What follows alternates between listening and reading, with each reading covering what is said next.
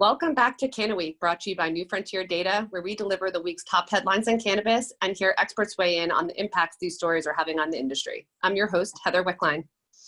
Our first guest has had a 30-plus year career as an entrepreneur, venture capitalist, turnaround expert, board director, corporate leader, attorney, federal prosecutor, connector, and sought-after coach. Whew. Making her uniquely qualified to assist cannabis companies in their journey from startup to IPO. She currently sits on the board of the Marijuana Policy Project and founder and board chair of the Council for Federal Cannabis Regulation. Please welcome Sheri Orlowitz. Thanks so much for being here. Well, thank you for having me, Heather. It's great to see you, and it's great to participate in this podcast. I'm really thrilled. Awesome. You have quite the list of accomplishments. I almost ran out of breath trying to get through them all. Just ABC as a youth. Down. Our next guest has a background in media and strategic marketing and worked for the largest PR firm in the world, now owned by WPP. She has worked for 4 U.S. presidents in various capacities, from presidential advance, media, and renewable energy. Early investor in the cannabis industry, she currently serves as an advisor to New Frontier Data with our communications team. Please welcome Patrice Engel. Thanks so much. Hi, thank you. Well, ladies, we have lots to talk about, so we're going to dive right in. Complex.com published an article, Where Do Biden and Trump Stand on Cannabis Legalization? This upcoming election has a lot of people questioning where this will take us. But when it comes to the cannabis industry, public opinion has grown increasingly positive over the years, yet both candidates have resisted deviating from their party platforms. And with the House poised to take on a historic cannabis legalization bill this month, it's becoming clear that cannabis could play a pivotal role in the upcoming election. Sheri, I'd love to start with you. How have the politics of cannabis changed going into the 2020 election? Well, cannabis was pretty much front and center in 2018 compared with 2020. I think that while there's a lot of going on, I think the issues for the country right now are more tied up to what is happening to our democracy. 5 of the states right now are seeking changes to the cannabis policy and have put it to their electorate. South Dakota, New Jersey, Montana, and Arizona are 4 states now looking to fully legalize. And something interesting in South Dakota, which we would have never done in the past, is they're skipping trying to just legalize medical, and they're going for full legalization. And MPP is very much behind that. In Mississippi, they're going for medical, and we do think it has a good chance of passing. And if you know Mississippi, you know that Mississippi is very much a religious state, and it has been anti-cannabis in the past. But medical looks like it has a good chance of passing in Mississippi. That's awesome. Patrice, what are your thoughts? How is it kind of like, as far as the politics of cannabis, how has it changed going into this election? Well, this is like Mr. Toad's Wild Ride at Disney. It's like, I mean, we're looking at politics, policy, and personality, and it's all the politics. So right now you have, I made a number of notes here. It's very complicated. Right now you have 47 states that have cannabis reforms, 33 have comprehensive programs, and 11 have adult use. So that means that 22 have medical. So I'm going to go back to the 2016 election because that's when we start to see a real roll of initiatives. It's similar to the 2016 presidential election. So many states are passing ballot initiatives to create cannabis reform. Sheri, correct in saying all Mississippi and South Dakota. I also want to touch on Montana and Arizona. They have initiatives to introduce adult use paradigm on the ballot. And it's all been confirmed by the secretaries of state. New Jersey will also have adult use on the ballot. And then you have South Dakota and Mississippi, which you talked about. Cannabis, the key thing here is that cannabis now hasn't always been the first issue or a main issue for people, but now what's happening is that as it's coming onto the state level, it's increasing a momentum for the federal level. So when a state approves a ballot initiative, they can no longer pretty much forget the federal. They have to begin to, it's a reconciliation between state and federal. And now they have to begin to look at federal. So for example, one thing I want to mention here was very important. So for example, Oklahoma passed its initiative. The Republican congressional delegation unanimously opposed any kind of federal cannabis reform. But as Oklahoma came online, which they probably have the largest cannabis reform program in the country, they have most of the licenses. I mean, you have limited license through states, but they have an unbountiful grouping of licenses. That once you begin to do that, you have to, once votes come up, they now, all the congressmen, the state congressmen are now beginning to say, okay, now we need to look at federal. So when the Safe Banking Act came up for a vote recently, all the Republicans were okay with it on the House side, except for two. And that is an amazing new push that we're seeing now. Right. Do you, is there any prospect for meaningful cannabis reform in your opinion if the GOP retains control of the White House? Are you talking to me or? Yeah, or we're talking about that just as far as the Republicans getting on board. Well, it depends on, I mean, right now they're pretty much four, if they retain the, okay, so there are four key Senate races up for grabs. You've got Susan Collins in Maine, Steve Dans, Montana, Tom Tills of North Carolina, Martha McSally of Arizona. And then the key one is Cory Gardner of Colorado. Right. And Cory is a joint, is joint with Elizabeth Warren on the States Act.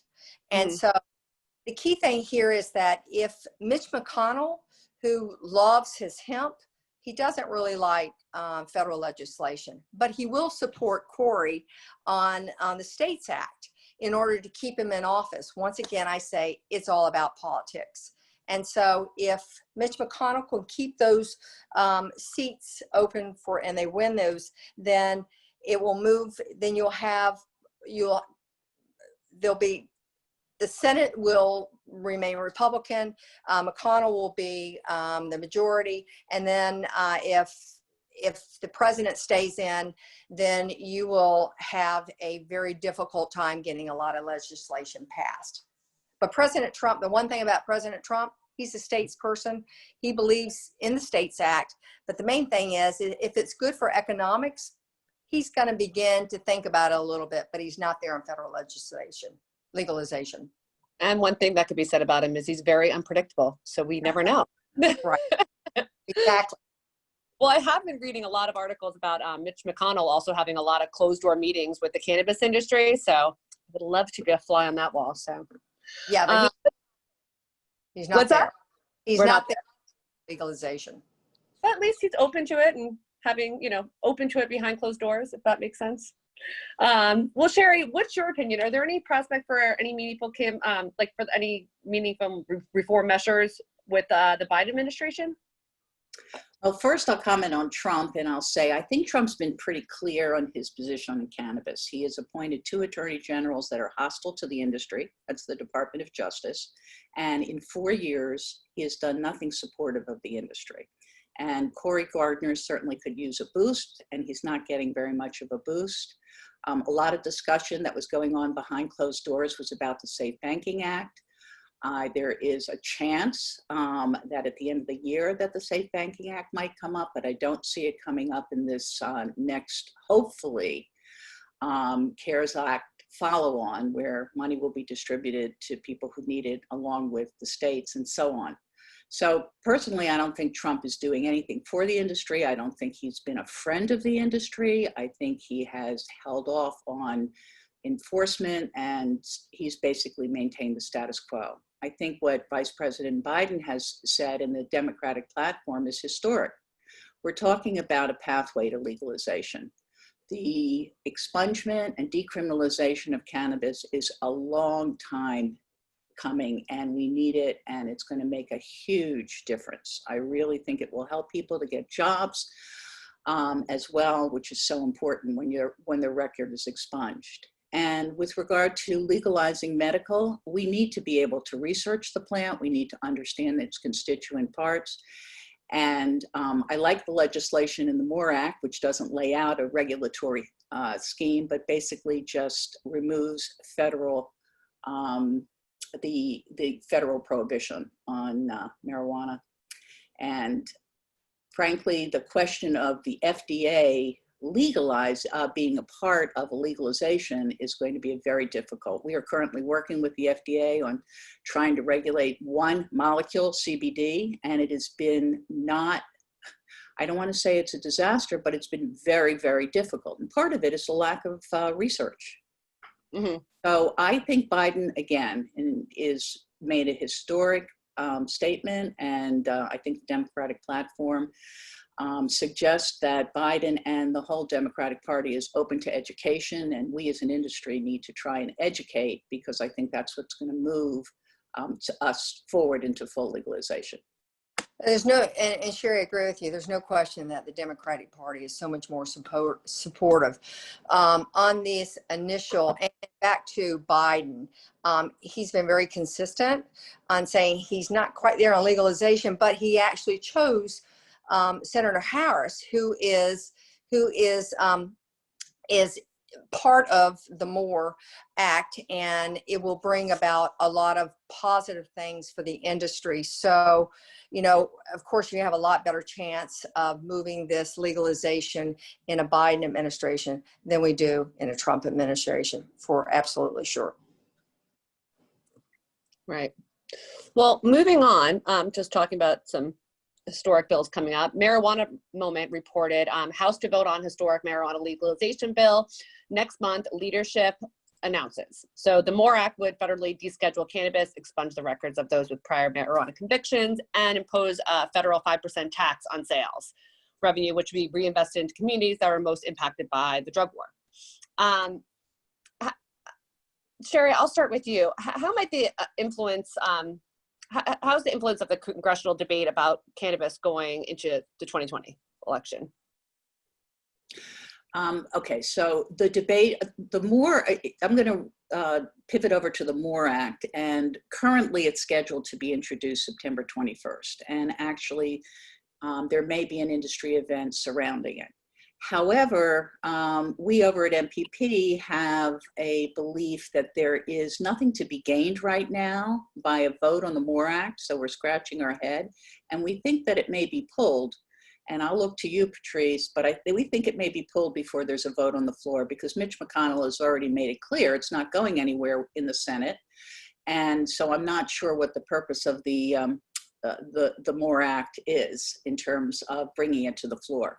In terms of what the MORE Act will do, it will be a game changer for the industry, more so than anything else. Economically, access to capital is going to change the industry. We're going to be in the midst of another gold rush, because so many folks that have been sitting on the sidelines, pension funds, private equity funds, banks, and other, now that criminalization is removed, are want to participate in the industry. And CPG industry companies are currently looking at ways that they can infuse cannabis into their cereals, ice cream, and so on. So there is a lot of interest in how the cannabis industry can be exploited. And of course, there's the tax potential on the industry. Do you have any of your own of why the MORE Act is, why it's on the table now, or why it's being presented?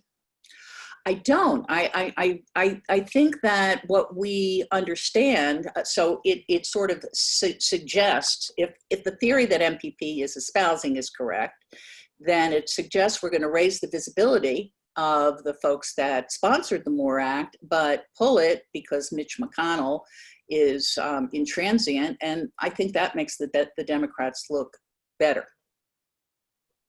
Patrice, what are your thoughts?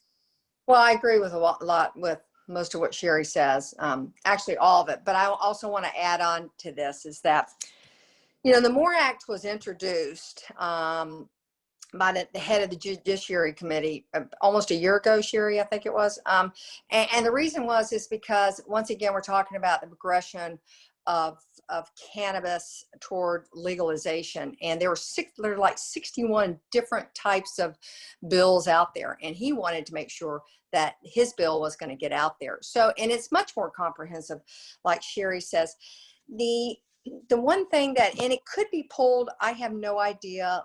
And, you know, we just, it's hard to, I'm not going to predict, because that means that I have real evidence, but I can speculate to say Sheri's probably could be possible. It's a theory. But I have to say one thing about the MORE Act right now, and the reason it's up for, I think, I'm speculating the reason it's up for a vote is because letter that LEAP sent on August 19th, which is a significant letter, and that it has over 50 law enforcement people involved in this and many other. And I think they saw the MORE Act as a possibility to build a relationship between the law enforcement and the communities that have been hit so hard. And so it's almost like a sad, perfect storm, in that you have all the communities and the protests going on, the racial injustice.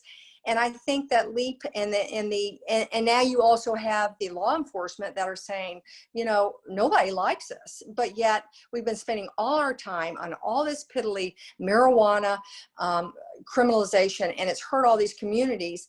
The MORE Act can actually vitalize some of these communities. So I think they jumped on this also as it's a great marketing thing. As a marketing person, I'm looking at this going, wow, this is awesome for them to get involved right now. The timing could not be better. So I think that kind of brought it and pushed it to the floor, as I'm speculating it did. Yeah. Now, this is for both of you, but out of all the proposed approaches, which one do you think has the most support? From like legalization, decriminalization, banking reform, tax reform, medical research, what do you think has the most support from both sides? I think the MORE Act has been gaining in support. For the Republican Party, the Safe Banking Act offers a way to help the industry without legalizing the industry. I think that's much more comfortable to the Republicans, but I think if we have a Democratic administration, and by that I mean a Democratic president and a Democratic House of Representatives, then I think we're going to see movement of the MORE Act. And there's no question the war on drugs has failed, and the MORE Act, much more so than the Safe Banking Act, is addressing one of the industry's biggest concerns and one of the Democratic Party's biggest concerns. How about you, Patrice? Well, I'm looking at all the possibilities here that this federal legalization will help. So I think there would be, all of these would be affected. And there's a fairly aggressive expansion. Like, for example, I see commercialization. You've got pharma and big tobacco waiting on the sidelines. Okay.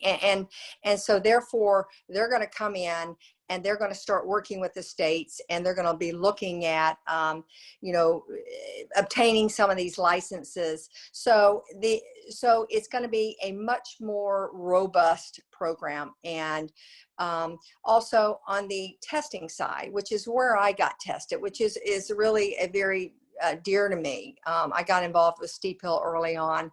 And on the testing side, I think you're going to see a lot more research on that, but also you're going to see, if we move toward legalization, you're going to see a lot of checks and balances on that. For example, in California, we're constantly dealing with, it's like the Wild Wild West testing facilities that are kind of testing to increase THC level contents. And we kind of need a little bit more oversight on that whole thing.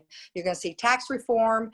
You're going to see increase in veterans. I think every, I can't say one or the another, you don't know, but I think they're all going to be able to take advantage of this. Right. Well, we have to, I guess, wait and see for a lot of this. Yeah. Well, thank you guys so much for being on here. This was amazing. Before we say goodbye, any final thoughts for our listeners? All I want to say is that I think every inch of what we're doing is getting us closer to what we all want, which is federal legalization, more opportunities for medical patients, more, we want, and so I think that we're on a very rapid path, and it's not going to go away whether there's a Republican or Democrat in there. It will go quicker if there's a Democrat White House in there. But once again, we're on the railroad moving very quickly on this, and I'm happy to see that. I think that the cannabis industry is part of a total course correction, and that course correction is in every part of our society, and a different way of approaching drug abuse and marijuana. And I don't want to suggest that marijuana is drug abuse, but the whole way of dealing with people and things is changing. And I hope it continues to change. And we have access to medical cannabis, which is so important for our vets and for our older people, our younger people, people saddled with anxiety. So much good is to come of it. And when you look at marijuana as opposed to alcohol, there are more and more millennials that would rather smoke marijuana than drink alcohol because it so far is healthier. So I think our industry reflects the time that we're in. And if we keep moving in this direction and we don't hit a brick wall, I think that we're going to see legalization in the next couple of years. Well, thank you. Well, from your lips to God's ears, or Trump's ears, or Biden's ears, let's hope. All right. Well, thank you all so much for listening to us and joining us at CannaWeek. Please be sure to like and subscribe to the podcast. You can find these news stories and more on New Frontier Data's Cannabis Insights Daily. I'm your host, Heather Wickline, and I will see you next time.